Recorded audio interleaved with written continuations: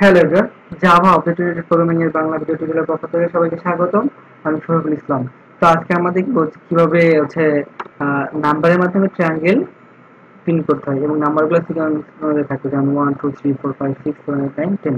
তো এইভাবে তো দেখা যাক আমরা প্রিন্ট করি, কাজ করি। তো এটা কিন্তু কি এই স্টারের মতোই, স্টার দিয়ে ট্রায়াঙ্গেল প্রিন্ট করার মতো।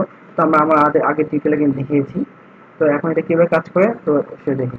তো আমাদের কি করতে হবে, এখানে শুধুমাত্র জাস্ট একটা ভেরিয়েবল নিতে হবে, সেটা হচ্ছে কে নিতে হবে। এবং কে এর মানটা প্রথমে আমরা কি দেবো, 1 দিব। এবং এখানে আমরা কি প্রিন্ট করবো, কে ভ্যালুটা প্রিন্ট করবো। ওকে। হ্যাঁ।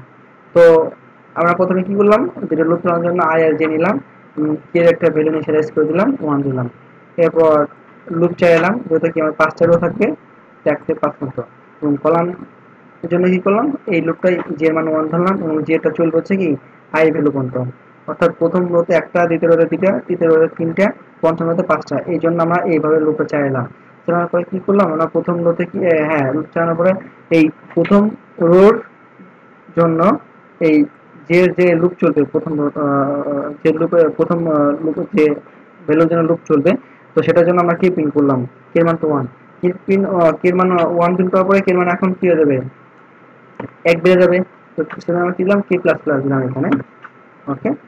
তো এইভাবে আসলে কি এরপর কি এখানে কিন্তু কি 1 প্রিন্ট করার পর এখানে মান কে মানে 2 হয়ে যাবে, 2 এর নেক্সট লাইনে যাবে। তো নেক্সট লাইন যখন আরেকটা এই 2 নম্বরের জন্য যখন i equal 2 হবে, তখন যে চলবে, যে 1 2 চলবে, কারণ এখানে তখন যে মান 2 হয়ে যাবে। তো সেই ক্ষেত্রে কি হবে, এই 2টা তখন হচ্ছে কি 2 3 এভাবে বসে এভাবে কিন্তু পঞ্চম রো পর্যন্ত বসবে। তো যা আমরা কি প্র্যাকটিক্যাল থিওরিতে কি ভালোভাবে বুঝিয়ে দিয়েছি। কারণ প্রোগ্রামটা রান করে দেখি কি হয়। হ্যাঁ, আমাদের প্রোগ্রামটা কিন্তু রান করছে, কিন্তু একটা এখানে কি দেখছি আমরা, এখানে আসলে কোনো ফাঁকা দেখছি না। তো এখানে আরেকটু ফাঁকা হইলে, যে 2 3 4 5 এর মধ্যে এই যে স্পেস থাকে, তো সেক্ষেত্রে জিনিসটা দেখতে সুন্দর লাগে। তো আমার সেখানে কি দেখবো, কি করবো, একটা স্পেস দিয়ে দেবো এখানে। তো দেখেন এখন কিন্তু স্পেস হয়ে গেছে। তো আশা করি সবাই বুঝতে পেরেছেন। তো সবাইকে ধন্যবাদ আমাদের সাথে থাকার জন্য। দেখার পর টিউটোরিয়ালে আর অবশ্যই আমাদের সাথে থাকতে আমাদের চ্যানেলটা সাবস্ক্রাইব করুন। ওকে।